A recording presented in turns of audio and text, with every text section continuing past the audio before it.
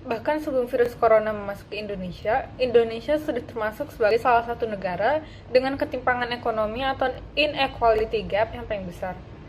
Dengan top 1% di negara Indonesia menguasai hampir separuh dari kekayaan nasional dan 99% lainnya harus bertarung memperebutkan sisanya. Dengan wabah virus corona memasuki Indonesia, tidak hanya kesehatan penduduk yang menjadi taruhan, ekonomi negara kita juga kerap menjadi korban. Sekeras apapun upaya pemerintah untuk menekan kesenjangan ekonomi, isu ini sudah tidak bisa dibendung lagi. Mereka yang menduduki kasta sosial yang tinggi di Indonesia mendapatkan pendapatan yang jauh lebih besar dibandingkan mereka yang berada di bawah segitiga hierarki. Nah, orang-orang ini adalah mereka yang memiliki edukasi tinggi dan pekerjaan yang pasti. Sebagai profesional atau manajer yang bergaji tinggi, mereka tinggal di rumah-rumah yang memiliki internet yang siap untuk mengakomodasi work from home. Nah, dalam situasi ini, mereka tidak akan terganggu dengan perubahan pekerjaan dari rumah dan akan tetap mendapatkan penghasilan yang tetap serta mampu untuk membeli kebutuhan sehari-hari mereka seperti biasa. Namun sekitar 80% rakyat Indonesia tidak memiliki kenyamanan seperti ini. Nah, beberapa mungkin akan baik-baik saja dan tidak terlalu terpengaruh oleh krisis ini. Namun ada banyak sekali yang kesusahan karena kehilangan pekerjaan dan mereka tetap memiliki kewajiban untuk menafkahi keluarga mereka. Ketika orang-orang berpenghasilan rendah kehilangan pekerjaan mereka atau mendapat potongan gaji, masalah ini akan menjadi lebih menyakitkan karena mereka juga memiliki sedikit tabungan untuk bangkit kembali dari keterpurukannya. Orang-orang ini adalah mereka yang kurang mampu untuk bekerja dari rumah. Mereka adalah orang-orang yang bekerja dalam sektor pelayanan atau pengiriman, yang menempatkan mereka dalam posisi yang lebih berbahaya untuk bersentuhan dengan virus corona. Jadi, work from home bagi mereka sama saja seperti kehilangan pekerjaan. Dalam banyak kasus, anak-anak mereka juga tidak akan mampu memperoleh pendidikan yang layak di rumah, karena orang tua mereka tidak akan dapat mengajar, ataupun karena di rumah tangga mereka tidak memiliki akses kepada internet ataupun komputer yang memungkinkan bagi mereka untuk melakukan pembelajaran jarak jauh. Dalam situasi seperti ini, dapat terlihat bahwa yang paling terpengaruh adalah mereka dari kalangan menengah ke bawah. Berbanding terbalik dengan kalangan atas yang akan semakin kaya, mereka yang berpenghasilan kecil akan lebih sengsara dalam wabah ini. Salah satu dampak pada ekonomi kita yang menurut saya tidak dapat dihindari adalah munculnya suatu resesi. Resesi sendiri berarti berkurangnya kegiatan ekonomi di suatu negara. Mengapa saya berpikir seperti itu? Pertama, marilah kita lihat dari sisi bisnis dan industri, di mana mereka sekarang ditekankan untuk mengurangi, bahkan beberapa untuk memberhentikan sementara kegiatan produksi mereka. Dengan mengurangi kegiatan produksi mereka, banyak sekali pekerja yang terpaksa untuk dirumahkan atau terpaksa banyak sekali orang ini yang menjadi pengangguran karena pandemi corona ini. Dengan mereka menjadi pengangguran, banyak sekali orang yang tidak memiliki daya beli yang cukup untuk membeli beberapa hal yang sebelumnya mungkin mereka selalu beli. Oleh karena itu, banyak sekali produk-produk yang tidak terjual dan terpaksa perusahaan untuk menaikkan harga tersebut agar mereka dapat menutupi biaya-biaya produksi yang ada.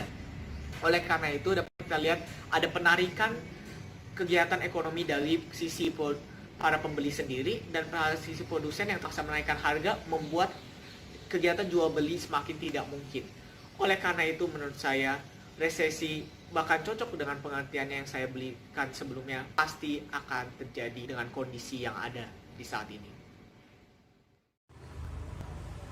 Selanjutnya, salah satu dampak terbesar dari sisi ekonomi adalah inflasi.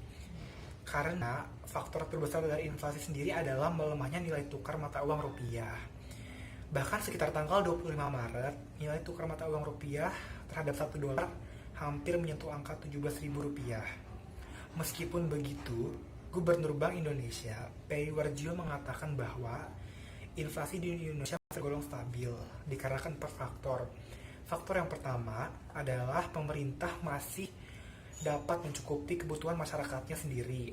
Faktor yang kedua, permintaan serta penawaran kebutuhan pokok di Indonesia masih tergolong seimbang. Faktor yang ketiga, Bank Indonesia telah mengeluarkan kebijakan yang dapat memberikan rasa aman dan percaya diri bagi keuangan rakyatnya. Dan faktor yang keempat, menurut Gubernur Bank Indonesia, melemahnya nilai mata uang rupiah ini merupakan temporer atau sementara, yang mana ketika pandemi COVID-19 ini berakhir, maka nilai tukar mata uang rupiah pun akan segera kembali normal. Saya akan menjelaskan mengapa harga minyak menurun. Sebelumnya saya akan menjelaskan apa itu penawaran dan permintaan. Penawaran adalah jumlah barang atau jasa yang tersedia, sedangkan permintaan adalah jumlah barang atau jasa yang ingin dibeli oleh para konsumen. Penawaran dan permintaan memiliki hubungan yang sangat penting dalam ekonomi. Jika permintaan lebih tinggi daripada penawaran, maka harga akan menaik. Jika permintaan lebih rendah daripada penawaran, maka harga akan menurun. Karena pandemi COVID-19, semua orang dianjurkan untuk tetap di rumah dan tidak keluar. Oleh karena itu, hampir semua kendaraan transportasi tidak terpakai. Dan karena bensin dan bahan bakar masih tersedia, para konsumen tidak mempunyai alasan untuk membeli lebih banyak.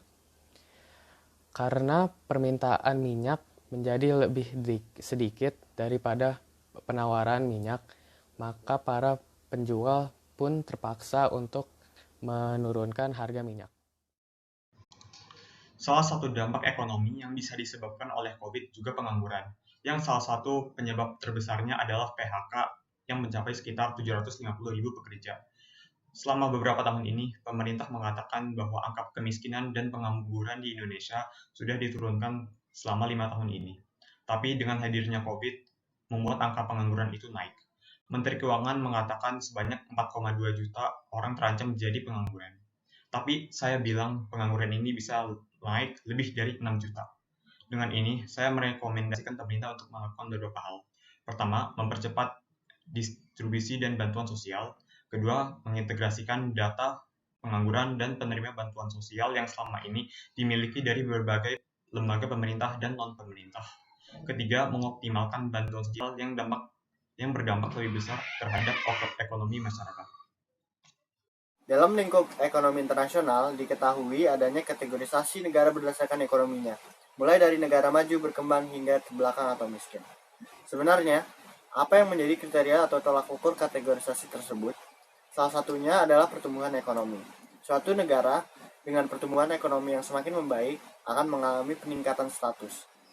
Menurut World Economic Forum, memandang penyebaran virus corona COVID-19 mulai menunjukkan dampak ekonomi terhadap dunia, banyak negara yang memprediksikan ekonominya akan resesi.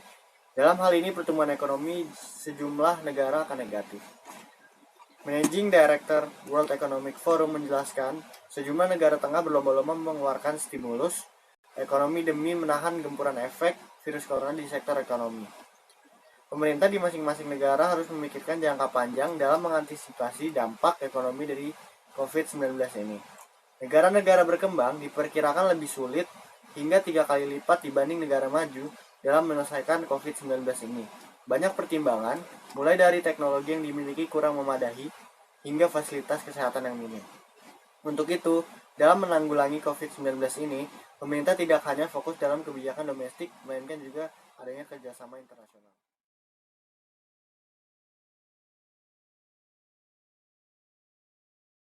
Saya di sini menjelaskan tentang ide-ide untuk mengatasi dampak ekonomi yang terjadi selama pandemi COVID-19 ini. Yaitu adalah program work from home. Mengapa? Karena program work from home merupakan satu-satunya program di mana pekerja dapat mendapatkan gaji yang stabil dengan cara melanjutkan pekerjaan mereka, namun dilakukan di rumah. Tetapi, walaupun work from home ini satu-satunya cara agar orang-orang dapat bekerja kembali tanpa keluar rumah, seperti apa peraturan pemerintah, yaitu adalah untuk diam di rumah, ada beberapa pekerja yang tidak dapat melakukan pekerjaan dari rumah, seperti pekerja-pekerja yang harus melakukan pekerjaan mereka dari luar rumah, seperti buruh pabrik, supir ojek online, dan supir taksi. Mengapa? Seperti contoh supir taksi. Karena supir taksi harus melakukan pekerjaan mereka di luar rumah. Tidak mungkin mereka melakukan pekerjaan di dalam rumah. Jadi, walaupun work from home ini sudah efektif, namun belum cukup efektif untuk mencakup semua pekerja yang ada di Indonesia ini. Terima kasih. Assalamualaikum warahmatullahi wabarakatuh. Saya akan mengutarakan salah satu ide cara untuk mengatasi dampak ekonomi yang diakibatkan oleh wabah corona ini, yaitu dengan cara pemberian modal kepada para pengusaha-pengusaha kecil. Karena para pengusaha-pengusaha kecil ini seperti penjual di warung makan, para pedagang di pasar, pedagang kaki lima, dan lainnya tidak dapat beraktivitas seperti biasa. Perekonomian mereka berada di masa-masa yang sulit. Nah, oleh karena itu, alangkah baiknya pemerintah maupun kita dapat berdonasi dan memberikan modal kepada para pengusaha-pengusaha kecil ini agar mereka dapat memulai kembali usaha mereka dan perekonomian dapat berputar sehingga perekonomian negara dapat diperbaiki. Karena perekonomian suatu negara dapat diperbaiki dimulai dari perbaikan ekonomi kecil di masyarakat. Assalamualaikum warahmatullahi wabarakatuh. Nah, selanjutnya saya akan menyampaikan ide-ide dalam mengatasi dampak ekonomi pada pandemi corona saat ini. Dalam perekonomian sekarang, tentu beberapa produk dagang dijual dengan harga yang berbeda dari biasanya. Salah satunya yang terkenal saat ini yaitu masker dan sanitizer. Dengan banyaknya peminat yang beli produk tersebut, harga masker dan sanitizer pun menjolak lebih mahal dan sulit untuk kita dapat. Begitu pula, para petugas medis pun juga memerlukan masker dalam menghadapi pasien yang terkena virus. Nah, untuk itu, lebih baik kita mengurangi pembelian masker dan sanitizer mulai dari sekarang. Adapun beberapa hal yang bisa kita lakukan tanpa membeli produk tersebut loh. Nah, kita bisa membuat sendiri dari hasil tangan kita. Untuk masker, kita bisa buat dari jahitan pakaian dan dipotong dengan bentuk seperti masker. Dan untuk sanitizer sendiri, kita bisa membuat menggunakan macam alkohol seperti etanol yang dicampur dengan pewangi. Itu saja yang dapat saya sampaikan, semoga bermanfaat dalam kehidupan kita. Wassalamualaikum warahmatullahi wabarakatuh. Lalu, apa saja usaha-usaha pemerintah untuk mengatasi masalah ekonomi selama masa pandemi corona ini? Nah, tentunya pemerintah sudah melakukan banyak sekali kebijakan untuk mengatasi masalah-masalah tersebut. Salah satu di antaranya ada penambahan dana APBN sebesar 405,1 triliun. Wah, dana tersebut banyak sekali ya. Tapi tentunya dana-dana tersebut dibagi-bagi lagi menjadi beberapa bidang. Di antaranya untuk bidang kesehatan sebesar 75 triliun, lalu untuk bidang pertahanan sosial sebanyak 110 triliun, lalu untuk intensif perpajakan sebanyak 70,1 triliun, dan juga untuk pemulihan ekonomi lemah sebanyak 150 triliun. Nah, dana-dana tersebut ini digunakan untuk apa dana sebanyak ini? Nah, program nyata dari dana-dana ini yang pertama digunakan untuk PKH. PKH ini adalah bantuan kepada warga-warga Indonesia yang sangat membutuhkan dan dana secara langsung atau berupa dana. Lalu ada juga kartu sembako, lalu ada pembebasan biaya listrik, dan yang terakhir ada insentif perpajakan perumahan. Insentif sendiri ini berarti bantuan langsung secara dana. Tentunya semua program-program tersebut sudah melewati beberapa pertimbangan oleh pemerintah sendiri dan beberapa pihak yang terkait. Dan program ini akan dilaksanakan secara efektif agar masalah ekonomi di Indonesia selama pandemi corona ini bisa terselesaikan. Assalamualaikum warahmatullahi wabarakatuh. Saya Muhammad Raffi Hamdi dari kelas MIPA 5 absen 23. Saya di sini mendapat tugas, saya akan membahas tentang cara menangani keturunan ekonomi di masa pandemi COVID-19.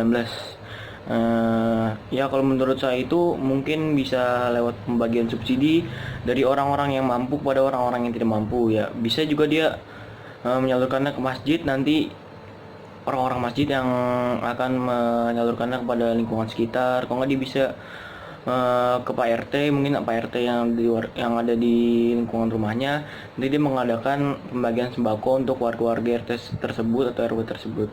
Ya, terima kasih. Saya akan menjelaskan salah satu ide yang merupakan solusi untuk memulihkan dampak ekonomi yang disebabkan oleh pandemi COVID-19, yaitu pelonggaran pajak. Kebijakan Presiden Joko Widodo dengan memberikan insentif pajak dan stimulus sebagai upaya untuk menekankan dampak pandemi virus corona membawa harapan agar dunia usaha tidak terpuruk pasca pandemi dan perekonomian Indonesia bisa tetap stabil. Menurut Direktur Eksekutif Indef Tauhid Ahmad, pelonggaran pajak akan meningkatkan likuiditas perusahaan sehingga dana tersebut bisa digunakan untuk membayar pekerja, jadi perusahaan tidak melakukan PHK dan tetap membayar kewajiban THR. Ini sangat berarti bagi buruh atau pekerja karena mereka agar bisa memiliki daya beli selama pandemi.